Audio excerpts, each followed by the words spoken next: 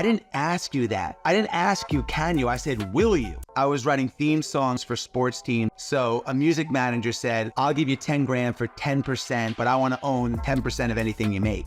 And I was like, I'll take it. At the time, I was living on my friend Melissa Katz's couch. I met her actually at a bar, and she had given me her number on a napkin and said, if it's an emergency, you can come live with my roommate and I. Monday, my friend kicked me out because his parents were coming for a week, and I'm like, this is an emergency. So I was living at Melissa's house, and I told her about this opportunity, and she said, well, why don't you go talk to my father before you give away 10% of your future earnings? And as it turned out, her father was the second largest shareholder of the New York Yankees. I told him my dilemma, I'm gonna take 10 grand for 10% of my life. And he said to me, will you make this business work without the 10 grand? I said, Lou, I'm onto something. I know I can make it work. He took his notebook and he literally threw it on the ground. And he said, I didn't ask you that. I didn't ask you, can you? I said, will you? There's a big difference between can and will. I know you can start a podcast. I know you can be a millionaire. I know you can run a marathon. I said, will you, son? And I said, yeah, Lou, I will. He said, well, tell him to take the $10,000 and shove it up his